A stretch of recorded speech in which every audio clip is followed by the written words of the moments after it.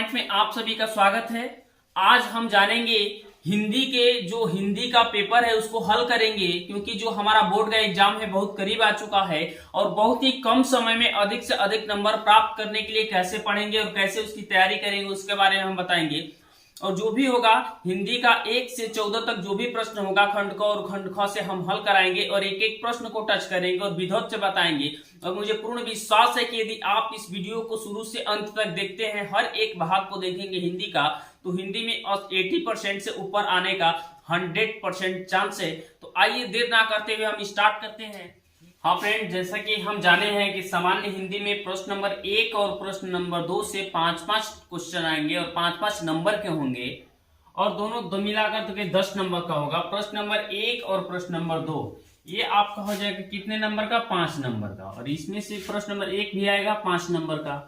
अब कहां से आएगा प्रश्न? तो हिंदी साहित्य के इतिहास से प्रश्न आएगा। जैसे कि एग्जाम्पल से हम समझेंगे कि किस प्रकार का प्रश्न आएगा।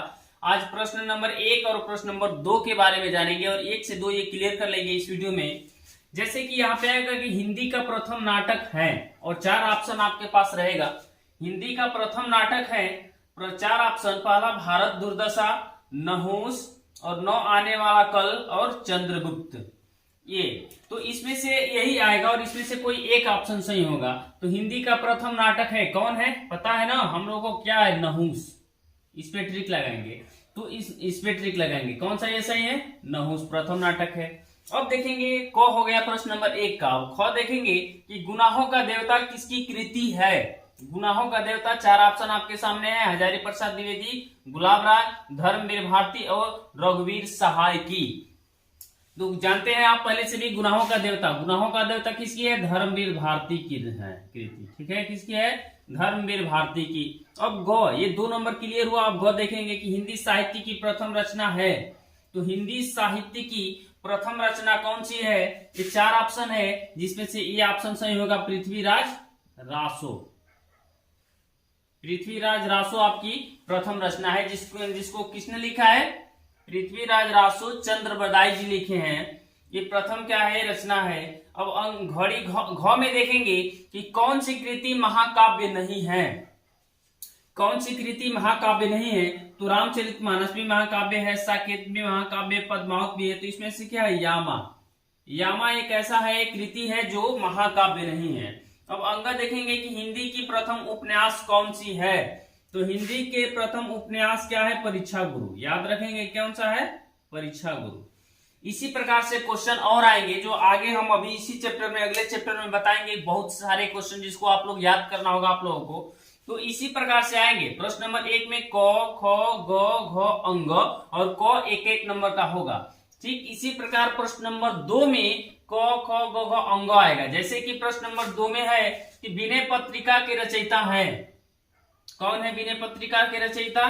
तो याद रखेंगे कि विनय पत्रिका के कौन रचयिता है? तुलसीदास जी हैं। ठीक है, तुलसीदास जी हैं विनय पत्रिका के। अब देखेंगे कि भक्ति काल का समय है, कौन सा है? आचार्य रामचंद्र शुक्ल के अनुसार देखना है कि भक्ति काल का समय है। तो याद रखेंगे कौन सा? 1375 से 1700। 1375 से 1700। अष्टछाप के कवियों का संबंधित कवि जो है किससे संबंधित है? किस काल से है? तो किस शाखा से, काल के किस शाखा से संबंधित है? तो हमेशा याद रखेंगे कृष्ण भक्ति शाखा से संबंधित है। किससे? कृष्ण भक्ति शाखा से। अब देखेंगे परमाल रासो के रचयिता है। परमाल रासो के रचयिता कौन है? तो पहले से पता होगा कौन से? जगनीक है परमाल रासो। ठीक है। अब देखेंगे हिंदी के प्रथम कवि है, कौन से हैं? हिंदी के प्रथम कवि सरहप्पा। प्रथम कवि कौन है? सरहप्पा है। ये देख लीजिए, हिंदी के प्रथम कवि कौन है? सरहप्पा है। जैसे यहाँ पे इसमें कुछ और क्वेश्चन में, जैसे विनय पत्रिका के रचयिता कौन है? तो तुलसीदास जी है। यहाँ पे देख रहे हैं कि 4 है ना कवि, सूरदास जी है, तुलसीदास जी है, कबीरदास है और मलिक मोहम्मद जायसी है। यहाँ पे एक और बात याद रखेंगे कि ये किसके? भक्ति काल के है ना। ये जो जितने भी कवि हैं किसके हैं? भक्ति काल के हैं। और भक्ति काल को कितने भागों में बांटा? निर्गुण भक्ति शाखा है। ठीक है, निर्गुण और एक बांटा गया था सगुण भक्ति शाखा। तो ये जो कवि है तो इसको ये आ गया, तो हम लोग जान ले थोड़ा इसके बारे में भी। तो निर्गुण भक्ति शाखा को 2 भागों में बांटा गया। क्या? एक ज्ञानाश्रयी शाखा और एक प्रेमाश्रयी शाखा। तो यही जो जो कबीरदास जी है ना, ये ज्ञानाश्रयी शाखा है, निर्गुण भक्ति शाखा के। और जो मलिक मोहम्मद जायसी है प्रेमाश्रयी शाखा, और सूरदास है तो ये सगुण भक्ति शाखा को दो भागों में बांटा गया था, राम भक्ति शाखा और कृष्ण भक्ति शाखा। तो राम भक्ति शाखा के कौन थे? तुलसीदास जी। और ये जो कृष्ण भक्ति शाखा के कौन थे? सूरदास जी थे। ठीक है, इसी प्रकार से प्रश्न आएंगे और इसे कैसे हमें आंसर देना होगा फ्रेंड्स, इसके बारे में जानेंगे। जैसे कि 5-5 क्वेश्चन क्लियर होने, 5 क्वेश्चन है, प्रश्न नंबर 1 से 5 क्वेश्चन होंगे, प्रश्न नंबर 5 से 5 क्वेश्चन होंगे, 5-5 नंबर का होगा।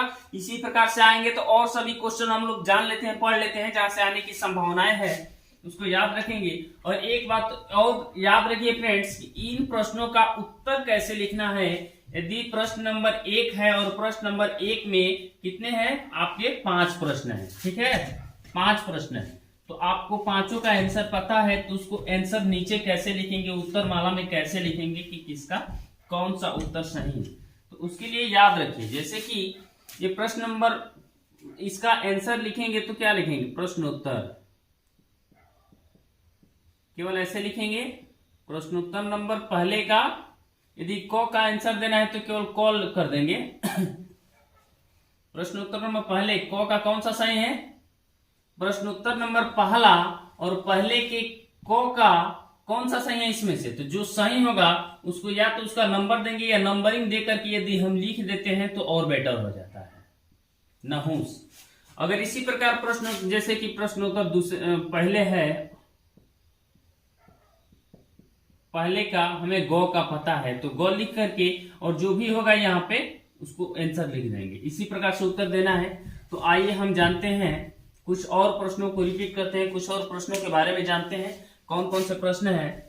हिंदी साहित्य के इतिहास से ही क्वेश्चन आएगा, 5 गद्य में का, प्रश्न नंबर 1 में और प्रश्न नंबर 2 में 5। ठीक है, तो कुछ पहले क्वेश्चन देखें और इस चैप्टर में देखेंगे हिंदी साहित्य के इतिहास। तो जानिए कि हिंदी साहित्य के इतिहास को कितने भागों में बांटा गया है? 4 भागों में बांटा गया है। कितने भागों में बांटा गया फ्रेंड्स? 4 भागों में। कौन कौन से?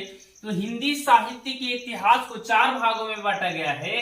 प्रथम है आदिकाल, जिसे वीर गाथा काल के नाम से जानते हैं। ठीक है, प्रथम आदिकाल जिसे वीर गाथा काल के नाम से जानते हैं। इसका समय है 1050 से 1375, ये संवत में है। और पूर्व मध्यकाल जिसे भक्ति काल के नाम से जानती है, दूसरा है 1375 से 1700, और उत्तर मध्य काल जिसे रीति काल के नाम से जानते हैं, और आधुनिक काल जिसे गद्य काल के नाम से जानते हैं। तो हिंदी साहित्य के इतिहास को कितने भागों में बांटा गया है?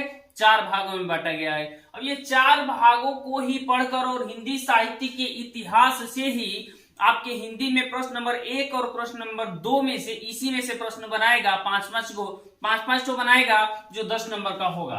तो यहाँ पे जानिए कुछ जो जैसे आदिकाल के जो कवि थे, जो आदिकाल के थे वीर गाथा काल के, जैसे कि चंद्रबरदाई कवि, जिसकी कृति है क्या? पृथ्वीराज रासो। पृथ्वीराज रासो जो रचना है किसकी है? चंद्रबरदाई की। यदि खुमार रासो देखेंगे किसकी है? दलपति विजय की। यदि बिसल देव रासो की चर्चा करें तो नरपति नाल होंगे इसके। परमाल रासो कौन लिखे? जगनीक, जिसमें परमाल रासो मतलब कि क्या? अल्लाह खंड होता है, अल्लाह होता है, जगनीक लिखे हैं। ये सभी किसके हैं? आदिकाल के हैं। आदिकाल यानी कि वीर गाथा काल के। मधुकर भट्ट जो है किसके? जयचंद्रिका और मयंक लिखे हैं ये। नरसिंह भट्ट है, इनकी क्या है कृति? विजयपाल रासो है। अमीर खुसरो जो क्या? दोहे और तुकबंदिया लिखे हैं। ठीक है, और सारंगधर जो कवि हैं ये हमीर रासो लिखे हैं। ठीक है, हमीर रासो। तो इस प्रकार से 6-7 जो कवि हैं तो ये आदिकाल के हुए। ठीक है, वीर गाथा काल के। और हिंदी साहित्य का जो दूसरा इतिहास है पूर्व मध्य काल, जिसे भक्ति काल के नाम से जानते हैं, इसमें जैसे हो गए थे तुलसीदास, नाभादास, ईश्वरदास, केशवदास, सूरदास, कबीरदास और मलिक मोहम्मद जायसी। ये सब किस काल के थे? किस कालखंड के? तो भक्ति कालखंड के थे। तो इसमें जान लीजिए कि तुलसीदास जी थे, तो तुलसीदास जी की कौन सी रचना, जैसे कि रामचरितमानस इन्होंने लिखा, दोहावली लिखे, कवितावली लिखे, गीतावली लिखे, और विनय पत्रिका, दोहावली, गीतावली और कवितावली, ये और रामचरितमानस कौन लिखे थे? तुलसीदास जी थे। तुलसीदास जी इसके रचनाकार है। ठीक है, ये भक्ति काल के सभी लोग हैं। जैसे कि नाभादास है तो नाभादास जी अष्टयाम लिखे। उसके बाद से ईश्वरदास जी क्या? भरत मिलाप। केशवदास जी तो कवि प्रिया, रसिक प्रिया और रामचंद्रिका, इनकी रचनाएं है। सूरदास जी की है तो सूरदास में सूरसागर, सुर सरावली और साहित्य लहरी, याद रखेंगे सूरदास जी की है। और कबीरदास जी ने क्या लिखा, बीजक। इनकी सभी वाणी को एक संगठित करके रखा गया जिसका नाम दिया गया बीजक, जिसमें साखी, शबद और रमैनी होता है तीनों।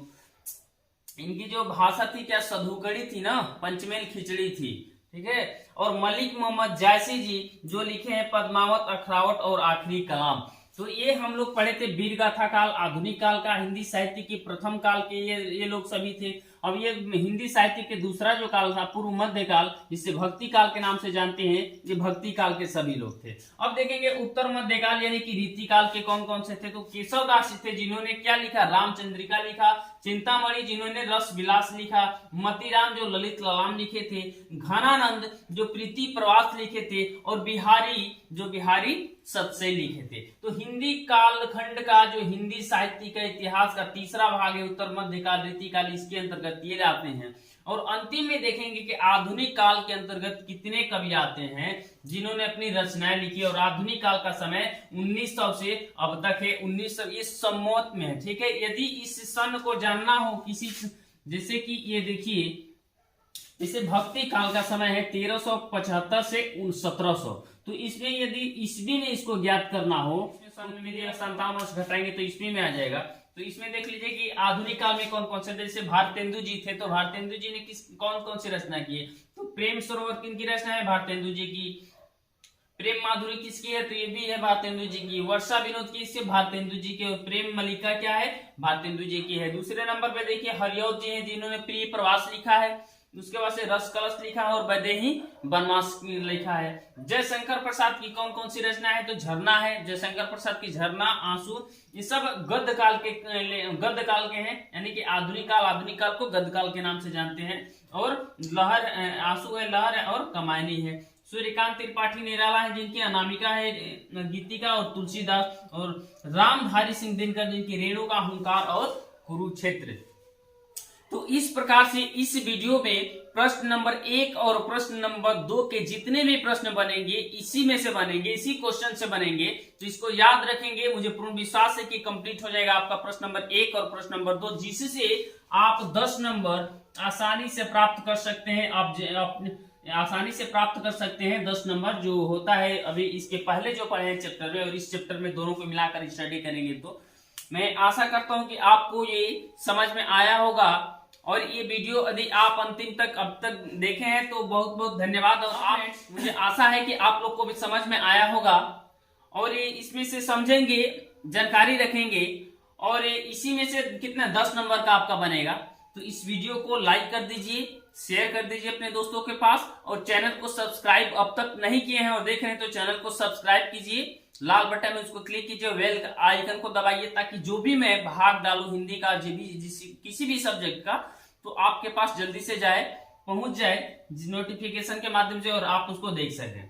तो चैनल को सब्सक्राइब करना ना भूले।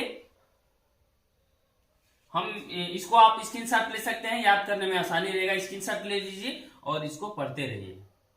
धन्यवाद।